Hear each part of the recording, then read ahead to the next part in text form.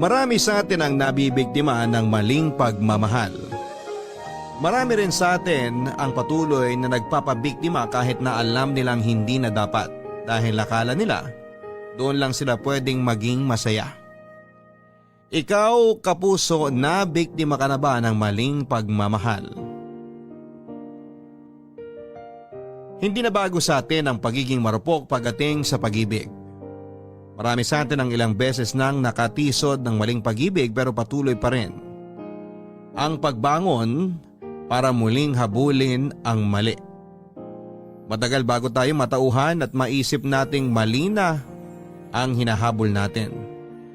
Minsan kailangan pang tumodo ang sakit bago mo pakawalan. Minsan kailangan pang maging grabe ang epekto sa iyo bago mo maintindihan na kailangan mo nang bumitaw. Ang ating kwento ngayong araw ay may kinalaman sa pagiging marupok sa maling pag-ibig.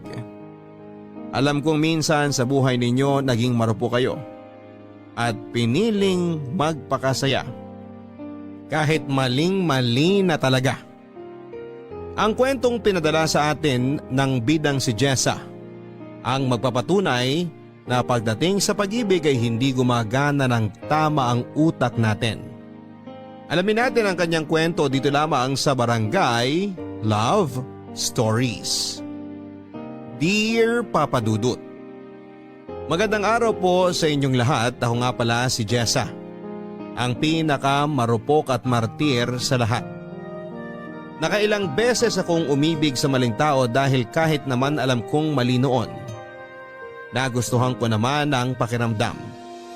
11 years pa nga lang ako noong nagsimula akong makipagrelasyon. Kapitbahay ko lang ang unang naging boyfriend ko. Sa kanya ko unang natikman ang lasa ng halik at mahigpit na yakap. Hindi rin kami nagtagal dahil pinalaya sila sa inuupahan nila dahil nakaaway ng nanay nito ang landlady nila. Hindi na nga siya nagpaalam dahil madaling araw sila noong tumakas. Nalungkot ako ng sobra, Papa Dudut, dahil nawala agad ang first love ko. Nakapag-move on naman ako kaagad makalipas lang ng 3 taon. Yung mga sumunod kong karelasyon, karamihan ay kaklase ko lang sa school. Pinakamatagal na siguro yung 3 buwan. Nakilala nga ako bilang playgirl sa aming batch. Lagi akong laman ng chismis noon dahil masyado raw akong malandi. Ilang beses din akong napaaway dahil sa mga mapanghusgang tao. Hindi naman ako nagpaapekto at nagpaligaw pa rin ako ng nagpaligaw. Kahit na aware ako dati na gusto lang akong paglaruan ng mga kinakarelasyon ko, ay nagpatuloy pa rin ako. Hindi kasi ako sanay na mag-isa noon, Papa Dudut. Ayoko sa pakiramdam dati na nababakante ako dahil malungkot yon para sa akin. Makalipas ang ilang taon, nagkaroon na rin ako sa wakas ng seryosong karelasyon. Itago na lang natin siya sa pangalang Raul. 40 anyos na si Raul pero hindi naman nahalata yun sa kanyang mukha dahil parang nasa 20 anyos lamang ito. Nakilala ko siya noong inad niya ako sa Facebook. Nagandahan daw siya sa akin at kinilig ako doon. Kaka-break ko lang noon sa isang ex ko noong nakilala ko si Raul. Kaya naman natuwa ako dahil nakatulong siya sa pag-move on ko. Siya lang ang nakausap ko dati at nakakalandian, ganon din naman raw ako sa kanya.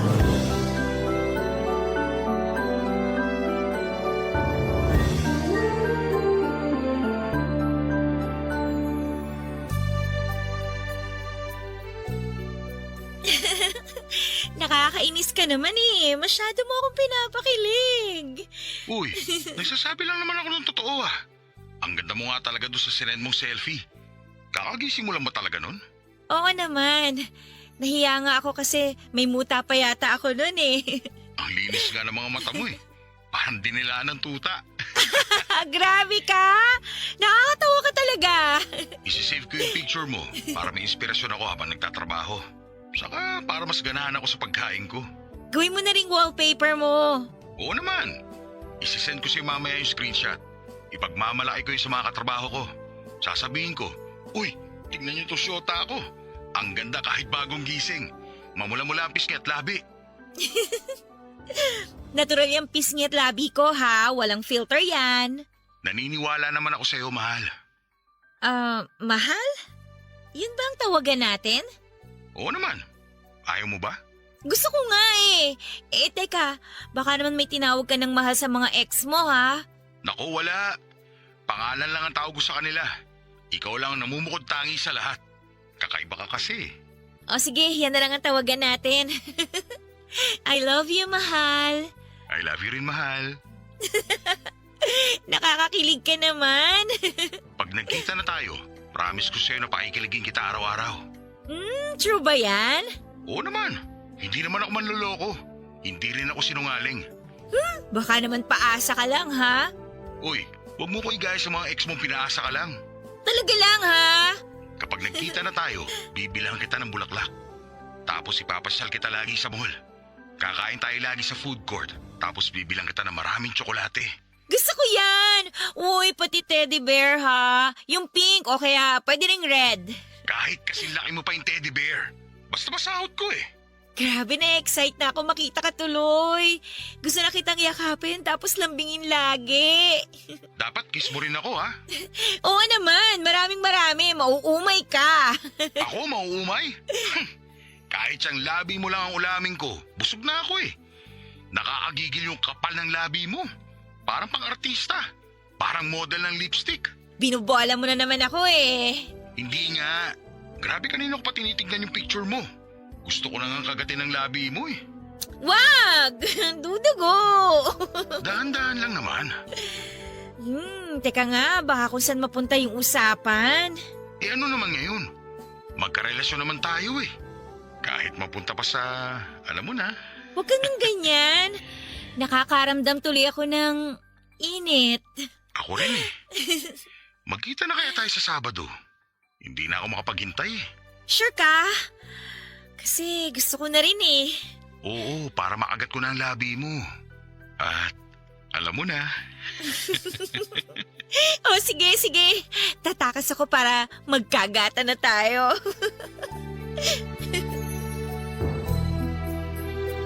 Sa unang pagkikita namin ni Raul ay may nangyari agad sa amin. Nagatubili pa ako noong una pero napilit niya ako. Nag-check-in kami muna doon ay may nangyari sa amin. After na may mangyari sa amin ay sa kanya ako pinasyal sa mall at binilhan ng pagkain. Hindi niya ako nabilhan ng teddy bear dahil na-short daw siya sa budget pero babawi raw siya sa mga next naming pagkikita. Tuwing nakikita kami noon papadudot madalas puro sa mga mumurahing motel. Hindi na nga ako naipapasyal dati kasi sabi niya mas gusto niya raw yung tahimik at makapagpapahinga lang kami. Nagustuhan ko rin naman yung ganon, yung tipong nagyayakapan lang kami magdamag hanggang makauwi na ako.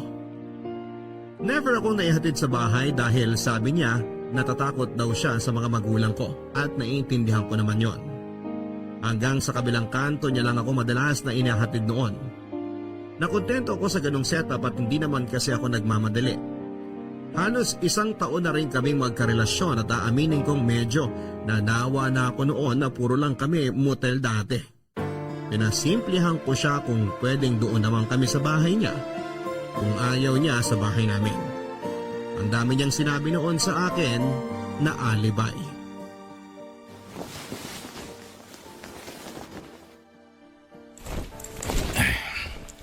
Sunduin na lang ulit kita sa Sabado ha. Huwag ka malilate ha. Alam mo naman bitin tayo lagi sa oras. Ang hirap kasi makatakas kina mama eh.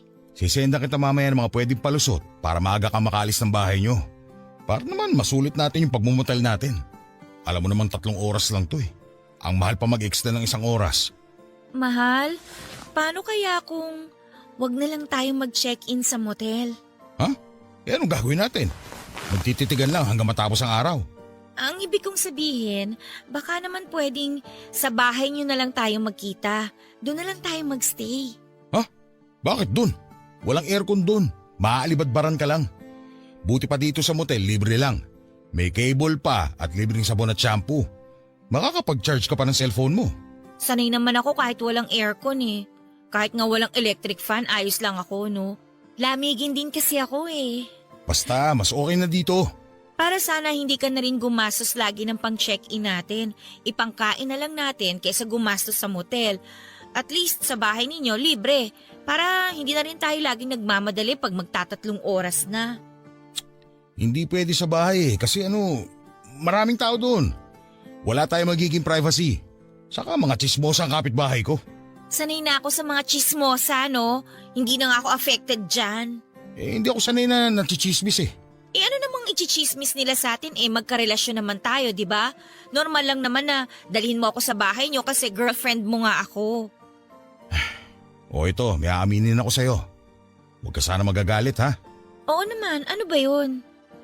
Hindi pa alam sa bahay na may syota ako. Bakit naman hindi mo sinabi? Kinakahiya mo ba ako? Hindi Humahanap lang ako ng tiyempo. Di ba nga sinabi ko sa'yo dati na hanggat maaari ayaw muna nilang magkasyota ako kasi nga lagi na lang daw ako sinasaktan ng mga nakakarelasyon ko. Kaya yun. Sana maintindihan mo. Ay, kawawa ka naman, mahal. Hayaan mo, hindi naman kita sasaktan.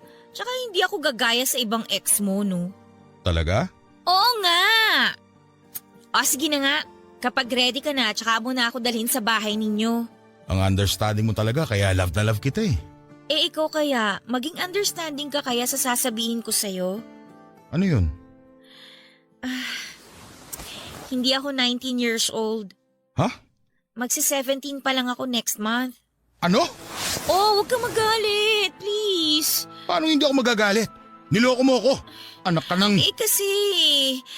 Kasi gusto lang talaga kita. Kaya nung sinabi mong 40 years old ka na, natakot ako na baka hindi mo ako patulan kaya sinabi kong 19 na ako. Ano ba naman yan, Jessa? Sorry na, mahal. Malapit na rin naman ako mag-17 eh. Tapos, konting pikit lang, 18 na ako. O, di ba? Hindi. Hindi to pwede. Maghiwalay na tayo.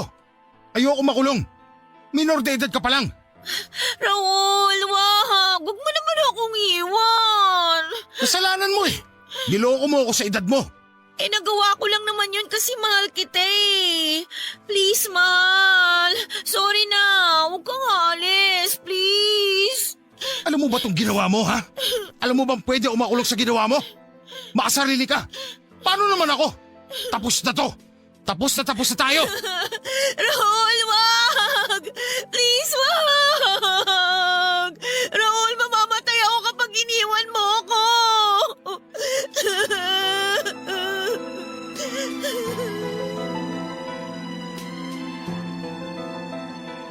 Nagwala noon si Raul dahil sa galit sa akin.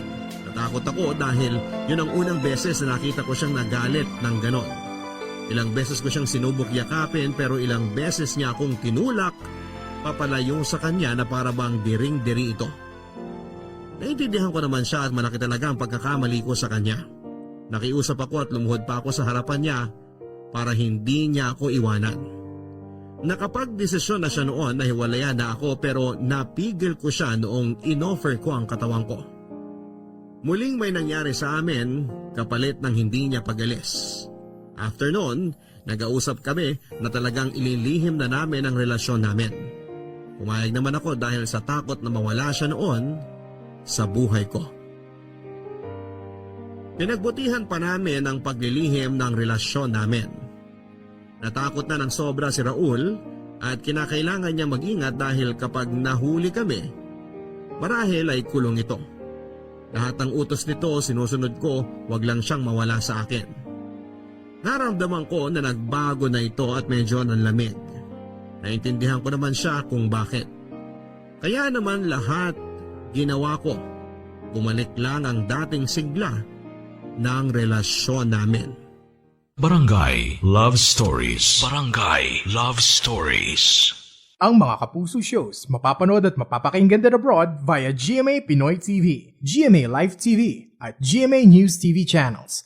Para mag-subscribe, visit www.gmapinoytv.com. Follow us at GMA Pinoy TV on Facebook, Twitter, Instagram, YouTube, Viber, and TikTok for the latest updates on Kapuso programs, artists, events, promos, and more. Salamat, Kapuso! Barangay Love Stories. Barangay Love Stories.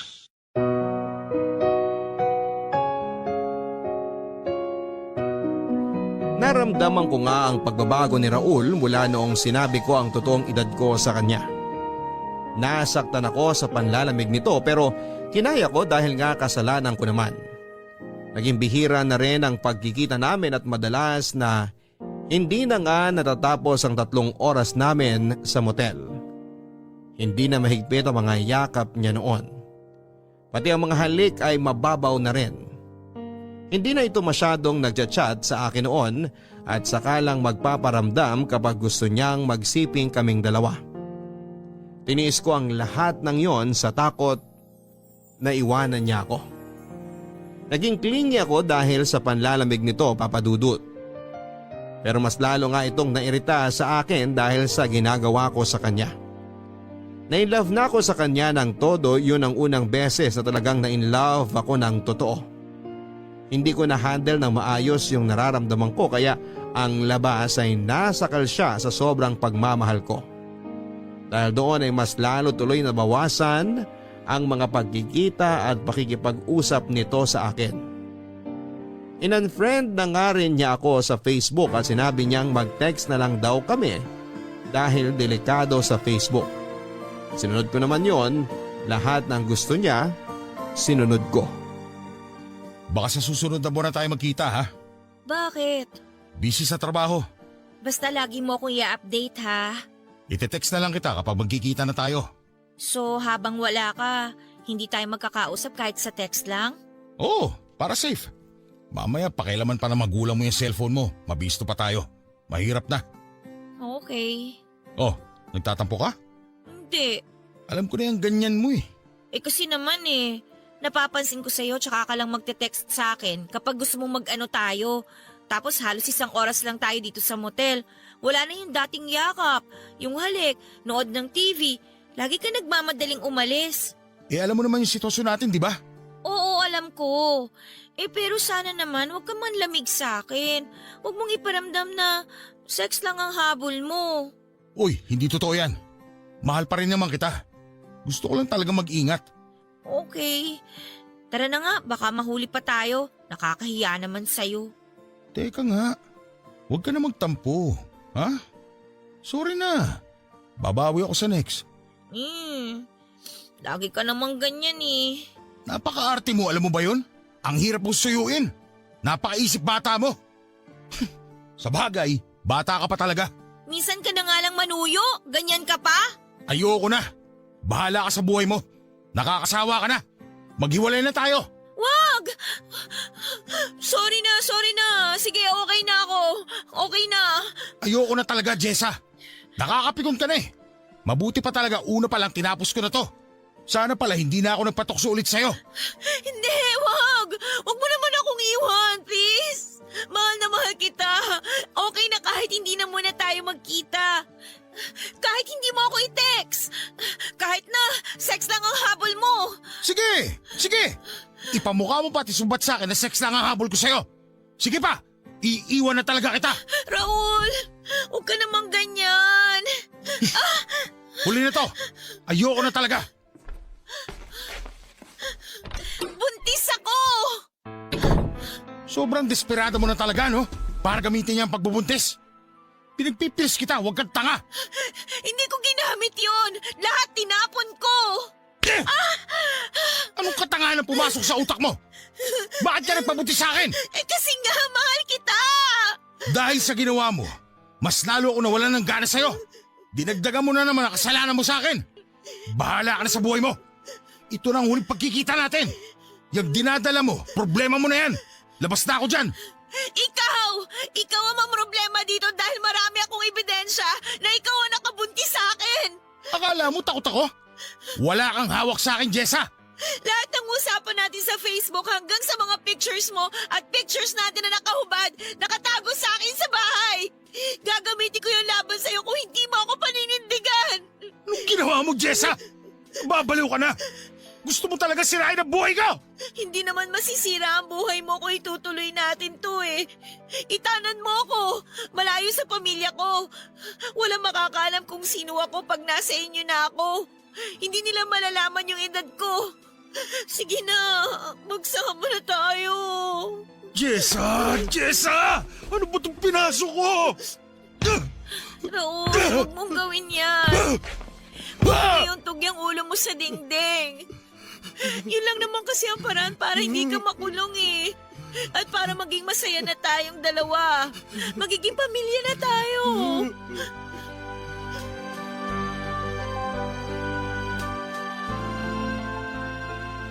Totoong nabuntis ako ni Raul. Pina-check up niya ako at nakumpirmang totoo nga. Bala ko sana noon na ipaalam sa kanya sa next naming monthsary pero dahil tinakot na ako nitong iwan niya, nasabi ko tuloy ng mas maaga. Nakita ko sa mukha niya yung sobrang galit sa akin pero wala siyang nagawa noon dahil ayun na yung sitwasyon. Natakot naman itong makulong kapag iniwan ako lalo't marami na akong alam na detalye sa kanya maliban na lang syempre kung saan siya nakatira. Pinagplanuhan namin ang mga susunod naming gagawin. Madaling araw nang tumakas ako sa bahay namin para itanan ni Raul. Isang bag lang ang dala ko noon at konting ipon noong nag-aaral pa ako. Sumakay kami noon sa bus papunta ng Pampanga. Na-excite ako dahil sa wakas ay hindi na kami magkakahiwalay pa. Napansin kong mas lalong nanlamig si Raul sa akin pero sinabi ko sa sarili ko na mawawala rin yon lalo kapag nagsama na kami. At pinakita ko na sa kanya ang pagmamahal ko. Nang nakarating na kami sa Pampanga, sinalubong kami ng nanay niya. May edad na ang nanay nito, 65 years old na. Napakabait ng mukha at halatang maunawain ang nanay niya at nagulat ito nang ipinakilala ko pero hindi na ito nagsalita ng kung ano pa. Nasiyahan ako sa ilang araw na nagstay ako sa bahay nilang mag-ina. Nagkasundo kami kaagad ng nanay niya at tinulungan ko siya sa mga gawaing bahay. Madalas ay wala noon si Raul dahil nga malayo ang trabaho niya sa bahay kaya tuwing Biyernes hanggang Lunes lamang ito ng umaga kung nasa bahay. Sinulit ko na lamang ang mga araw na magkasama kami at inalagaan ko siya. Naramdaman kong galit pa rin ito sa akin at nakita kong problemado siya sa kalagayan ko. Hindi ko na lang pinansin ang lahat ng yon dahil sobrang masaya ako na mag-asawa na kaming dalawa. Jessa! Jessa! Bumangon ka muna dyan. Ha? Umaga na ba? Sandali, ihahanda ko yung pagkain mo. Alauna pa lang na madaling araw. Oh, bakit mo ako ginigising? Halika sa labas. Ipapakilala ako sa'yo. Sino ba yun? Siya na ba yon? Ito na nga siya. Bata pa nga talaga. Jessica mo ang pangalan? Oo. Ilang taon ka na? 17 po. Ilang buwan na yung pinagbubuntis mo? Magtatatlong buwan na po. Parang aliit masyado ng tiyan mo. Sigurado ka bang buntis to, Raul? Oo nga. Andyan lahat yung records niya nung nagpa-check up. Kasama pa ako. Hey, may dagdag na namang papakainin dito sa bahay. Hindi naman masyado matakaw yan. Parang ibon lang kung kumain. Pag lumaki pa yung tiyan niya, siguradong dodoble ang pagkain yan. Mas lalo kapag nagpapadede na yan. Kailangan marami ang kainin. Paano mo alam yan hindi ka pa naman nanay? Ayaw mo nga maging nanay eh. Wala kang pakialam sa matris ko. Tumutulong naman ba yan dito sa bahay? Oo naman. Hindi ba, Jessa? Opo. Masipag po ako. Lagi ko pong tinutulungan si nanay kapag naglalaba. Di lang dapat paglalaba, pati paglilinis ng lahat-lahat dito sa bahay. Ayoko nang madumi. Opo, kasama na rin po yun. Paano yan, Raul? Kapag lumaki na ang tiyan yan, mahihirapan na yung magtrabaho dito sa bahay. Baka dagdag pa saanin pa yan kay nanay, ha? Alam mo namang nirarayo mo na yung matanda. Hindi yan. Maganda ng galaw ng galaw itong si Jessa para hindi siya mahirapan manganak. Exercise na lang niya yung paglilinis dito. Opo, yun nga rin po ang sinabi ni nanay sa akin para mapadali daw po ang panganganak ko. Baka naman maselan ka magbuntis, ha? Ayoko nang ganon. Nakita mo naman tong bahay namin, maliit lang. Wala kaming maiaabot sa'yo na luho mo. Lalo na yung pinaglilihian mo. Magtimpi ka sa mga pinaglilihian mo, ha? Hindi pa naman po ako naglilihi. Kapag naglihi ka na, ang sabi ko. Opo. Wala naman po kayong problema sa akin doon. Ate, Ate Myra na lang ang itawag mo sa akin. O siya, matulog na tayong lahat at maaga pa ako mamaya. Jessa, ano yun, mahal? doon ka kay nanay tumabi ngayon hanggang sa mga susunod na gabi. Ha? Bakit? Tabi kami ni Myra. Ha? Di pala namin nabanggit. Asawa ko ni Raul.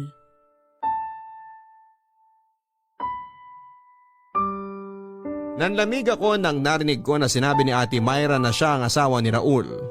Hindi ako makapaniwala noon. Humingi pa ako ng paliwanag noon kay Raul pero sinabi niya na saka na lang niya sasabihin ang lahat. Wala akong nagawa noon kundi ang matulog sa tabi ni nanay. Hindi na nagulat si nanay nang tumabi ako sa kanya. Tila alam na niya na alam ko na ang lahat. Sinabi nito sa akin na siya na lang ang magkukwento ng lahat pagkagising namin. Hindi ako nakatulog noon dahil sa mga nalaman ko. Hindi pa natutulog sina Myra at Raul noon. Pinakinggan ko ang usapan nila at narinig kong nagtatalo sila tungkol sa kalagayan ko. Narinig ko rin ang mga plano nila para sa akin. Ilang ulit sinabi ni Raul na malaking tulong ako sa bahay dahil malinis ako at masikaso. Natuwa ang puso ko noon. Maya-maya pa ay narinig ko na silang naghahalikan hanggang sa narinig ko na lamang ang ingay sa kanilang kama. Naiyak na lamang ako noon, Papa Dudut. Naramdaman ni nanay na umiiyak ako kaya naman hinaplos nito ang aking likuran hanggang sa makatulog na ako. Nalaman ko kinabukasan kay nanay na matagal na palang mag-asawa sina Raul at Myra. 15 years old pa lamang daw sila noong nagtanang dalawa at tumira doon sa bahay ni nanay. Di sila nagkaroon ng anak dahil ayaw ni Myra. Tulad ni Raul, sa malayo rin ang trabaho ni Myra kaya tuwing Biyernes ng gabi hanggang Linggo ng hapon ito kung umuwi. Hindi pa rin ako makapaniwala na iisang bubong na lang kami noon. Mas lalong nahirapan akong paniwalain ang sarili kong napapayag ng ganon-ganon na lamang si Myra na patirahin sa bahay nila ang isang kabit na katulad ko. Naisip kong may iba silang plano sa akin at nagkatotoo nga ang iniisip kong yon. Naging katulong ako sa bahay ni Raul. Naging utusan lagi ni Myra tuwing andun siya sa bahay. Pinaglalaba ako nito noon ng mga panty niya at nagagalit siya kapag kumukupas ang kulay ng mga yon dahil sa paglalagay ko daw ng bleach. Kahit kasi yung panty niya na may tagos ng dalaw niya, ako ang naglalaba noon at masyadong kapit ang dugo kaya naman kinakailangan ko yung i-bleach. Ganon din si Raul, Papa Dudut. Pinaglilinis niya ako ng sapatos niyang nakatapak ng dumi ng mga asong kalye o di naman kaya tagamasahin niya ako. Lahat ng gawaing bahay, mabigat man o magaan, ako ang pinagtatrabaho nila. Kapag hindi nakatingin si Raul at Myra, tinutulungan ako ni nanay. Pinagbawalan na nga nilang magtrabaho pa si nanay dahil matanda na ito, kaya ako na ang pinaaako nila sa mga gawaing bahay. Papadudot, nahirapan na ako sa sitwasyon ko. Sobrang bigat sa dibdib, Papadudot. Na yung pangarap mong ituring kang asawa tinuring kang kasambahay. Saka lang ako sinisipingan at tinatabihan noon ni Raul kapag wala si Myra. At gusto niyang madaliin ang lahat. Ginawa ako nitong parausan lamang. Hindi ko naramdaman yung pagmamahal na pinangako niya noon.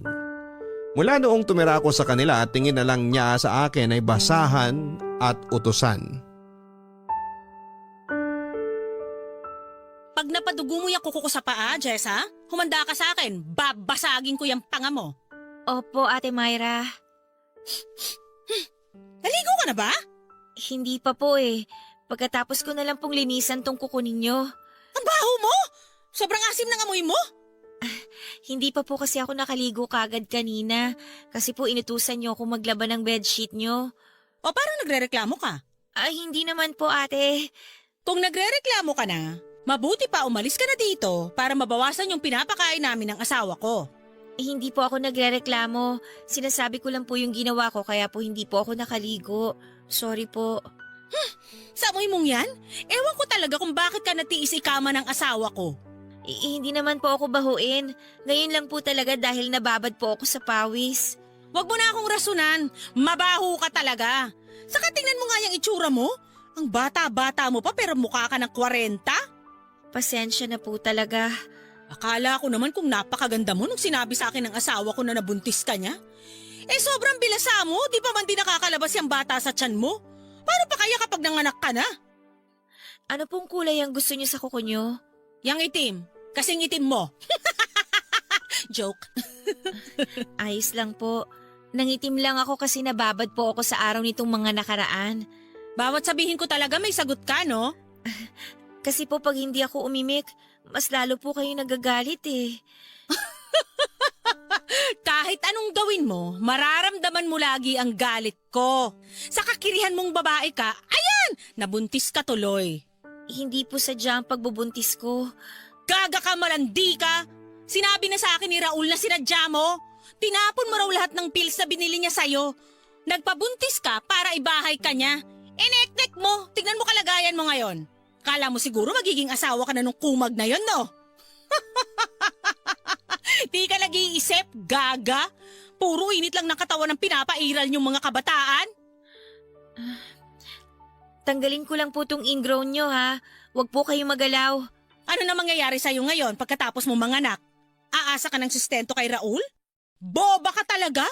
Maintenance nga ng nanay niya hindi niya maibigay-bigay? Ikaw pa kayang sampid lang? Hala! Sabi ko po kasi huwag kayong magalaw eh. Animal kang babae ka? Sinabi ko na mag-ingat eh! Ayan! Dumugo na! Aray! Pwisit kang babae ka! Di ka na talaga makagawa ng tama! Aray, sorry po. Teka po, ayusin ko ate. Maayos mo pa ba yan? Tonta ka talaga? Ano yan? Matatanggal mo yung sugat? Ano ka? Faith healer? So sorry po talaga. Kukuha lang po ako ng... Aray! Aray ko! Dali mo kumuha ng alcohol doon! Gigigil ako sa'yo eh! Leche kang kabit ka! Leche!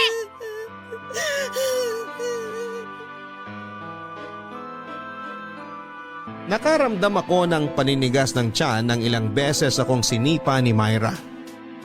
Hindi ko lang pinahalata noon dahil baka mas lalo itong magalit. Napansin ni nanay na nahihirapan ako sa paglalakad kaya kinumusta ako nito. Nagsinungaling ako at sinabing nadulas ako kaya naman inasikaso ako nito. Pinainom ako ng tubig at noong nakita ni Myra na nagpapahinga ako, binulyawan ako nito at inutusang muli. Walang nagawa si nanay dahil kahit siya mismo ay takot kay Myra. Nahihirapan na ako noon sa sitwasyon, Papa Dudut. Panailagang pag-iyak ko noon para kahit papaano ay mawala yung sakit na nararamdaman ko. Natakot naman akong bumalik sa amin dahil paniguradong itatakwil lamang ako ng mga magulang ko. Lalo't umalis ako noong walang paalam sa kanila at nakisama pa sa may edad na lalaki.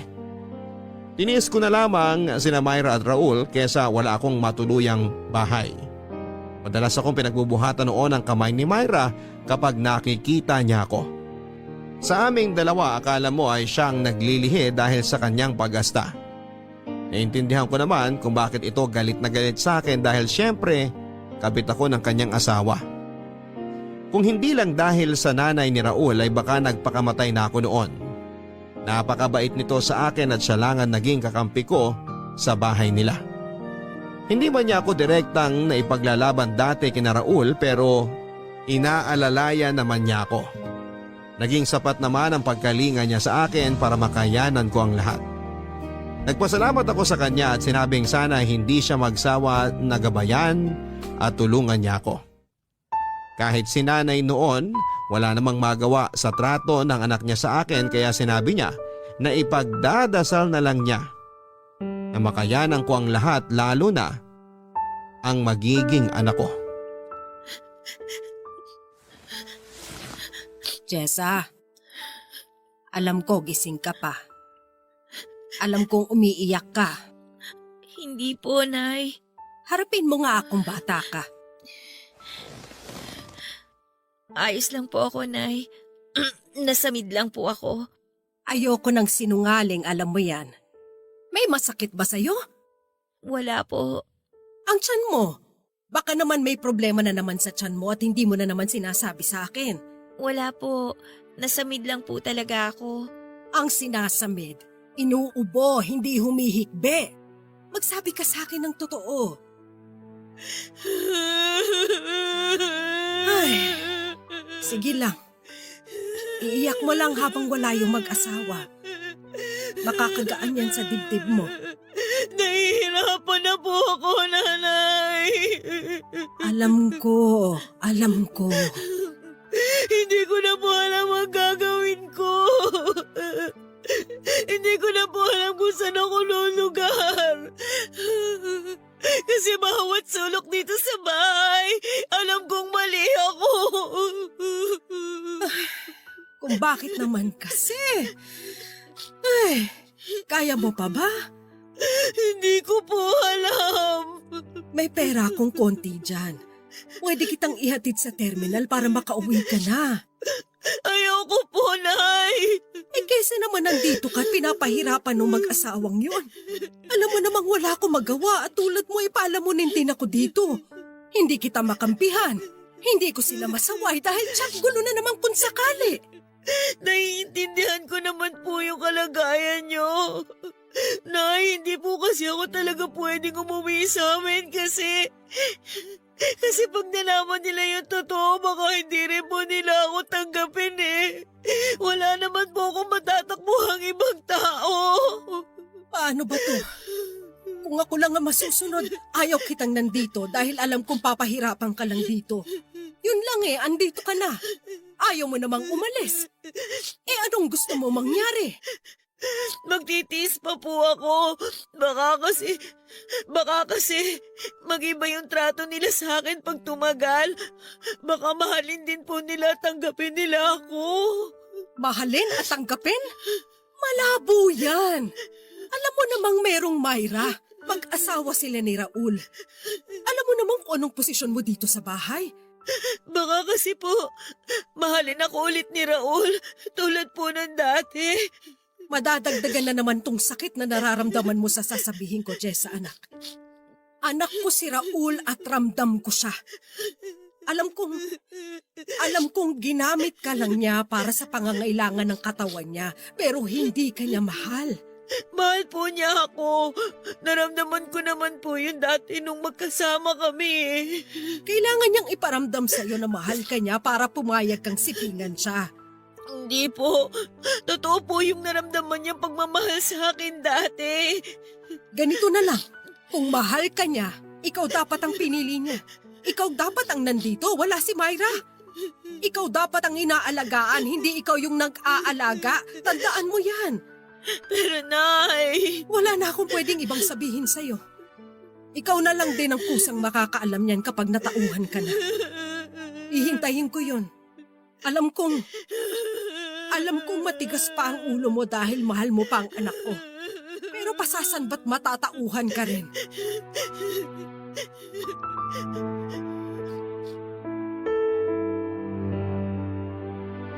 Ilang beses akong inofera ng tulong ni nanay na makaalis na sa poder nila.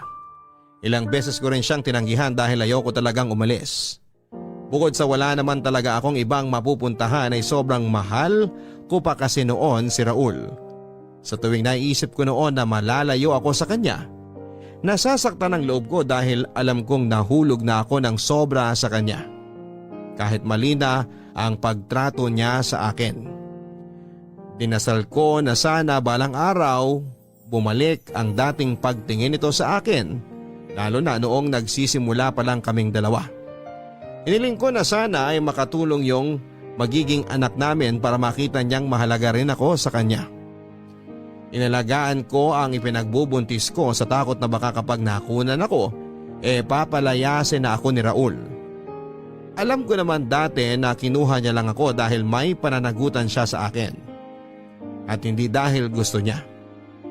Sinuguro kong maayos ang kalagayan ng anak namin dahil ito ang susi para maging ayos na ang lahat sa amin ni Raul.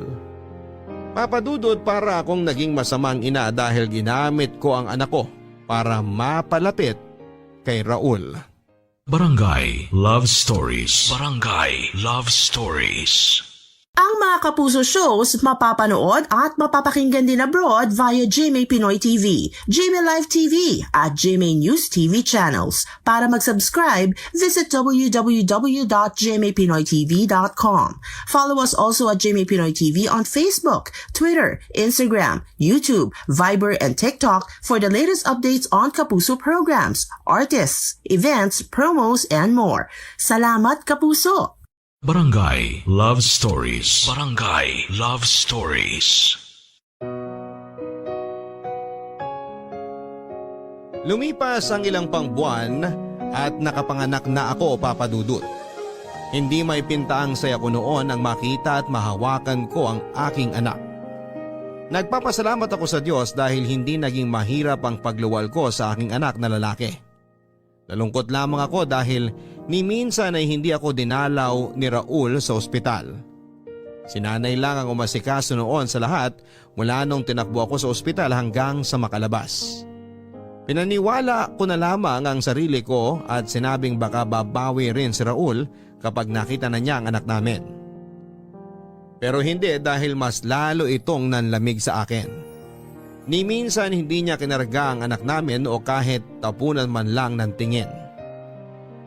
Pinagpahinga nila ako ng 1.5 buwan para may lakas akong muli para makapagtrabaho. Namayat ako noon dahil hindi sapat ang kinakain ko dahil tinipid nila akong mag-asawa. Pinamihan na lang ni nanay ang sabaw sa mga ulam namin, ganoon na rin ang sa kanin para makatulong sa gatas ko. Hindi binilhan ni Raul ng diapers ang anak namin. Inabutan niya lang ako ng lumang damit niya para gawin ko raw na lampin. Pwede ko rin daw labhan noon ang lumang basahan para idagdag. Pero pinigilan ako ni nanay. Wala rin naman akong nagawa noon dahil wala rin akong pera. Nilapitan ni nanay ang isa nilang kamag-anak para makahiram ng mga damit ng sanggol. Nang natapos na ang pagpapahinga ko, pinabalik na nila ako sa pagtatrabaho sa bahay. Mas naging doble ang mga utos nila mula noong nanganak na ako dahil wala na raw harang sa tiyan ko para makasagabal sa pagtatrabaho ko. Naramdaman ko naman noon na parang pinahihirapan lang nila ako para kusa na akong sumuko at umalis pero hindi ako nagpatinag, Papa Dudut. Pinaglaban ko ang karapatan namin ng anak ko sa bahay nilang mag-asawa. Oo at kabit ako pero may habol ako dahil may anak kami ni Raul. Jessa, O Raul, dumating ka na pala. May pagkain pa dyan, pinagtira kita. mamaya na. Linisin mo nga itong sapatos ko. Naputikan kanina nung pauwi ako. Kailangan ko bukas sa umaga yan. Labhan mo na rin yung mga pantalon ko para matuyo bago ako bumalik sa trabaho. O sige, ilapag mo lang dyan, papatulugin ko lang tong baby natin. Mamaya na yan. Matupagin mo yung inuutos ko sa'yo. Sandali lang to, papikit na rin naman si baby eh. Tingnan mo oh. Huwag mo nga ilapit sa akin yan. Gusto ko lang namang makita mo na kuhang-kuha niya ang ilong at labi mo. Nag-iilusyon ka na naman dyan. Baby pa yan. Magbabago pa itsura niyan. Sana hindi na para may Raul Jr. ka na talaga. Ano ba? Sabi na huwag mo ilapit sa akin yan eh. Gusto mo ba siyang kargahin? Bakit ko naman bubuhatin yan? Huwag kang makulit ha. Pagod ako. Nakakawala raw ng pagod kapag kinakarga mo ang anak mo. Huwag mo nga akong utusan, Jessa. Ikaw ang inuutusan ko. Tapusin mo yung pagpapatulog dyan at gawin mo na yung pinapagawa ko. Huwag ka masyadong magtaas ng boses, baka lalong mahirapang matulog si baby. Mapilit ka. Gusto mo sungal-ngaling kita? Ha? Shh, okay na. Sige na, hindi ko na ipipilit. Huwag ka nang magtaas ng boses. Raul, baka naman pwedeng minsan kapag hindi ka pagod o wala kang ginagawa, baka pwedeng tulungan mo ko sa pag-aasikaso kay baby. Bakit ako? Ikaw yung namilit na buhayin niyang anak mo. Anak natin to. Sa'yo na. Hindi ko kailangan ng anak. Raul naman. Mapilit ka talaga, no, Jessa? Tigas ng mukha mo rin eh. Ilang beses mong pinagpipilitan ang sarili mo sa asawa ko, di ka pa rin natuto? Hindi ko naman pinagpipilitan ng sarili ko eh. Ay, mali ako. Pinagpipilitan mo yung anak mo sa kanya, halata naman kung bakit mo yan ginagawa. Para sa sarili mo. Umaasa ka ba na kapag nagustuhan ni Raul yung anak mo, pipiliin ka niya? Mamahalin ka niya? Ganon? Gusto ko lang namang mahalin niya yung anak namin. Kahit yun na lang, kung yun lang ang kaya niya. Para ka namang aping-api! Bagay sa'yo mag-artista, no? Pang teleserye ang drama mo eh! Myra, tama na nga yan. Paiinitin mo na naman ang ulo mo eh. Siya ang pagsabihan mo! Bakit ako? Ang lakas ng loob mo na ibahay dito tong sampid na to? Tapos nagre-reklamo ka kapag kumukuda ako? Hoy, ikaw, Jessa! Huwag kang ambisyosa! Kung mag-aambisyon ka, ilugar mo! Walang lugar yan dito sa bahay! Papangarapin mo pang sulutin tong asawa ko, halata namang di ka gusto? Yang nasa gitna ng hita mo lang ang ginusto niya noon! Tama na nga sabi. Total, 18 ka naman na. Pwede ka nang lumayas dito ngayon kung meron pang konting hiya dyan sa katawan mo. Para mabawas-bawasan naman yung palamunin namin dito. Bakit mo siya palalayasin? Oy, bakit hindi? Gusto mo siyang kasama? Gusto mo uli asawahin? Kung palalayasin mo yan, sino maglilinis at mag-aasikaso dito sa bahay? Naisip mo ba yon? Ha? Pagganahin mo nga rin yung utak mo, Myra. Isa ka pa eh. Pareho kayo bobo nito si Jessa.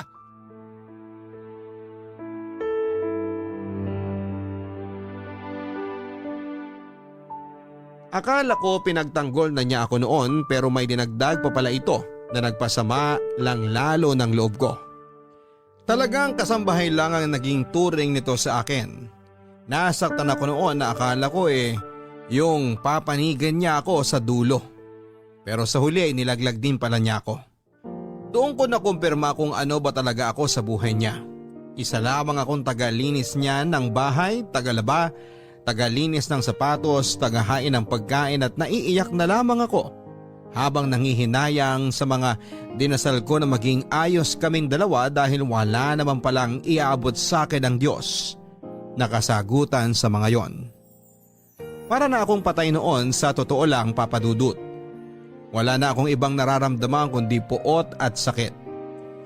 Kung di dahil kay nanay ay baka bumigay na ako noon. Ipinagpatuloy nila ang pagpapahirap sa akin at sumunod na lamang ako para hindi na ako masyadong pag-initan pa. Nanghihina na ang katawan ko, Papa Dudut, at tuwing humaharap ako sa salamin ay hindi ko na nakikita ang dati kong magandang mukha. Nagmukha na akong kalansay na madalas ay nagkakasakit dahil kulang sa nutrisyon. Pinagmasdan ko ang aking anak at konti na lang at magagaya na siya sa akin dahil sa kapayatan.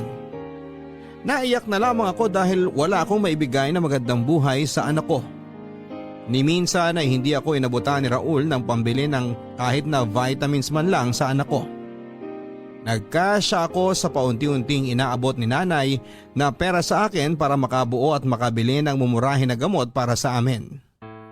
Nakakuha naman ako ng mga gamot at vitamins pero yung malapit nang ma-expire. Pero kinukuha ko pa rin dahil mura dahil yun lang ang kinakaya ng aming mga bulsa.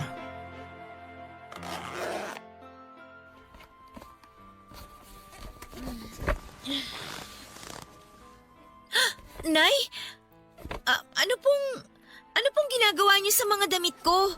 Iniempake ko. Aalis ka na dito. Po? Gumayak ka na dyan. Tulungan mo na ako. Nay, hindi ko po maintindihan ang... Aalis ka na dito. Ibabalik na kita sa inyo. Huwag ka na dito. Nay, alam niyo naman pong wala akong ibang mapupuntahan. Nay, ano ba? Itigil niyo na po yan. Hindi! Aalis ka dito. Sasamahan kita hanggang sa inyo. Ako ang magpapaliwanag sa magulang mo. Nay, ayoko! Please po, dito na lang po ako. Kaya ko pa naman po eh. Huwag niyo na po akong alalahanin. Nasasanay na rin po ako, Nay. Ako naman ang hindi masasanay sa nangyayaring kademonyohan dito sa bahay. Mula ngayon, ako na ang masusunod. Kaya mag-ayos-ayos ka na dyan habang wala sila. Itatakas na kita. Nakahiram na ako ng pera at... Jessa! Anong ginagawa mo? Ibabalik ko po sa cabinet itong mga damit ko. Hindi po ako aalis, Nay. Dito lang po ako. Dito lang kami ni Baby. Ito na ang bagong pamilya ko. Kayo na po ang pamilya ko. Ano ka ba namang bata ka? Hindi ka na ba talaga marunong makinig, ha? Hinihintay kitang matauhan pero wala. Hanggat hindi ka nakakalabas sa bahay na to, hindi mangyayari yon. Huwag ka na matigas ang ulo, Jessa. Hayaan niyo na lang po kasi ako, Nay. Okay naman po ako dito eh. Andiyan naman kayo para kahit papano gumagaan ang lahat. Wala nang igagaan pa ang sitwasyon mo! Kumising ka nga! Ano bang pinakain sa'yo ng anak ko at ganyan ka kung umasa sa kanya? Mahal ko po siya, Nay. Mahal ko siya. Kaya hayaan niyo na lang po akong dumiskarte para maibalik ko sa akin si Raul. Walang maipabalik sa'yo kasi hindi naman siya sa'yo. Pwede po siya maging akin kasi may anak na po kami eh. May apo po kayo. Ayaw niyo po ba ng buo tayo? Pwede niyo naman po kong isali na parte ng pamilya niyo eh, di ba, Nay? Jessa! Jessa! Ano ba naman to, anak? Matauhan ka na! Ako na yung nahihirapan sa'yo. Huwag kang masyado magpakaluno dyan sa nararamdaman mo kasi walang magandang pagdadalhan sa'yo yan. Maniwala ka! Maniwala ka sa akin bilang pangalawa mong ina! Akin na yung mga damit na hawak mo. Ilagay na natin sa bag na to para makaalis na tayo. Akin na, anak! Makinig ka sa nanay. Hindi! Makinig kayo sa akin! Kayo ang makinig, Nay! Jessa, pakiusap. Iabot mo na ang mga hawak mo sa akin. Bago magliwanag, kailangan nakaalis na tayo dito. Pakiusap, anak! Ayoko! Hindi ako aalis! Hindi ko iiwan si Raul! Jessa! Hindi, Nay! Bakit ba ang tigas ng ulo mo? Bakit ba sobrang makasarili ka? Oo, nahihirapan ka. Nakikita ko yon. Kitang-kita ko yon. Pero sobrang makasarili mo na rin, Jessa. At hindi mo inisip ang kalagayan ng anak mo. Tignan mo! Tignan mo ang anak mo! Hindi ka ba nasasaktan na halos basahan na lang ang suot ng anak mo? Hindi ka ba nasasaktan tuwing nahahawakan mo na yung mga buto niya dahil sa sobrang kapayatan niya?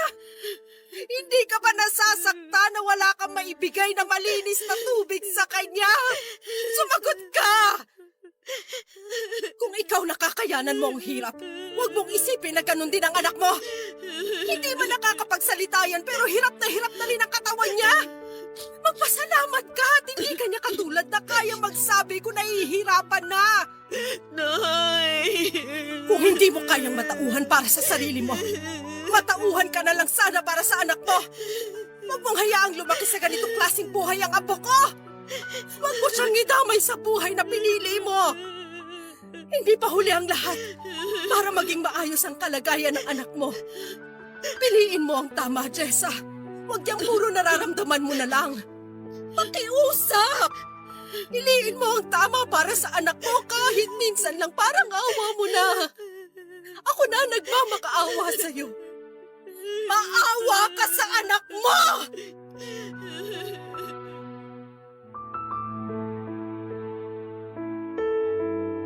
Bago magliwanag ay nakaalis na kami ni nanay sa bahay. Natatandaan ko pa, nilingon ko pang muli ang bahay noon bago kami sumakay ng tricycle para magpahatid sa terminal. Hindi natigil ang pag-iyak ko habang bitbit ang anak ko. Sa mga sinabi ni nanay sa akin ay natauhan ako. Natauhan ako hindi dahil sobrang nahihirapan na ako, natauhan ako dahil sobrang nahihirapan na ang anak ko. Napakasakit na tignan ang anak ko habang hinahawakan ang humpakat na mamayat niyang mga pisngi. Naiyak na lamang ako nang maramdaman ko ang pagnipis ng kanyang katawan dahil sa kakulangan sa tamang aruga at nutrisyon. Mula noon papadudot ay nangako ako na babawi ako sa kanya sa ilang daang beses na pinabayaan ko siya sa kakahabol sa atensyon ng tatay niya. Patanghali na noong nakarating kami sa bahay namin. Sinalubong kami ng aking mga magulang at naramdaman ko noon ang galit nila pero napigilan nito noong nagpaliwanag na si nanay sa kanila. Sinabi nito ang lahat at tinulungan ko siya para suportahan ang mga detalyeng binahagi niya sa mga magulang ko. Noong araw ding yon ay niyakap ako ng mga magulang ko para tanggapin ako pabalik sa buhay nila. Nagalit sila, oo, pero mas nangibabaw ang pananabik nilang makita akong muli at makasama ang kanilang apo. Nagpaalam na rin si nanay para umuwi na sa kanilang bahay sina Raul. Nag-alala ako na baka pag-initan siya pero sinabi niyang kaya na raw niya ang sarili niya. Kung sakali man daw nakagalitan siya noon, nang mag-asawang yon ay haharapin daw niya at ipamumukha sa kanila kung sino ang totoong batas sa kanilang bahay. Tulad ko ay natauhan na rin si nanay. Hindi na ito pumayag na sumunod-sunod na lamang sa mga maling gusto ng mag-asawang sina Raul at Myra. Ilang taon na ang lumipas, Papa Dudut, at ngayon ay maayos na kami ng anak ko. Hindi ko na muling pinakita ang anak ko kay Raul. Hindi na rin naman ito naghabol pa at nagpapasalamat ako na tuluyan na siyang nawala sa buhay namin. Nag-focus ako sa buhay namin mag-ina at hindi muna naghanap ng karelasyon dahil sa trauma na naranasan ko kay Raul. Hindi ko naman sinasara ang pintuan ko sa posibilidad na magmahal ulit pero sisiguraduhin kong hindi na ako magbibigay ng sobra pa sa kaya ko. Maraming salamat po sa pagbasa ng aking liham. Ako ang inyong kabarangay forever, Jessa. Hindi madaling limutin at talikuran ng isang pag-ibig na akala mo ay yun na. Gagawa ka ng paraan para kayo ang magkatuluyan. Gagawa ka ng paraan para hanggang dulo ay kayo na. Sana balang araw, sa mga taong sobra kong magmahal ay magawa nyo sanang makawala kung alam ninyong masama na. Kung alam ninyong nasisira na kayo at huwag nyo na sanang hintayin na lumubog pa kayo lalo.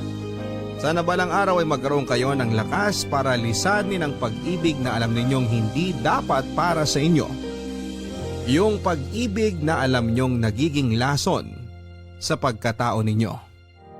Ito po ang mga kwento ng pag-ibig, buhay at pag-asa sa Barangay Love Stories number 1. Mga kwento ng pag-ibig, kwento ng pag-asa at mga kwento ng buhay dito sa Barangay Love Stories.